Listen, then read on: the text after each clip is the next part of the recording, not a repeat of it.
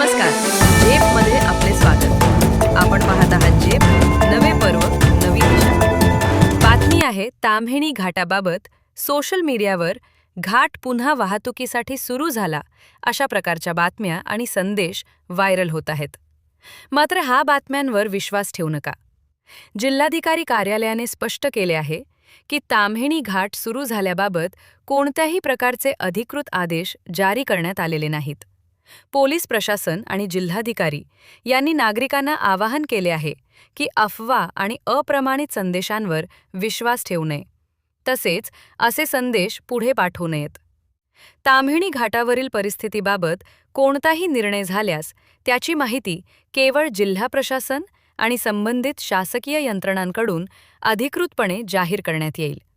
त्यामुळे नागरिकांनी प्रवासाचे नियोजन करण्यापूर्वी अधिकृत माहितीची खात्री करावी आणि सोशल मीडियावरील चुकीच्या बातम्यांना बळी पडू नये। नमस्कार, मी पोलीस हवालदार पवार कोर्ट पोलीस स्टेशनमध्ये कार्यरत आहे। दिनांक 3/7/2025 रोजी न्यूजच्या माध्यमातून असं सांगण्यात आलं की ताम्हिणी घाट चालू करण्यात आलेला आहे, परंतु ताम्हिणी घाटात असं काम चालू आहे, अजून ताम्हिणी घाटात रस्त्याचं काम पूर्ण झालेलं नाही आहे। MSRDचं काम अशा प्रकारे चालू आहे, अजून काम पूर्ण झालेलं नाही आहे। त्यामुळे कलेक्टर साहेबांचा ताम्हिणी घाट चालू करण्याचा आदेश निघालेला नाही आहे। न्यूजवाल्यांना कुणीतरी चुकीची माहिती दिली असावी, त्यामुळे त्यांनी टाकलं असेल की ताम्हिणी घाट चालू झाला आहे, परंतु ताम्हिणी घाट अद्यापपर्यंत चालू झालेला नाही। ताम्हिणी घाटामध्ये अशा प्रकारे काम चालू आहे, MSRDचं काम असं चालू आहे, काम पूर्ण झालेलं नाही आहे।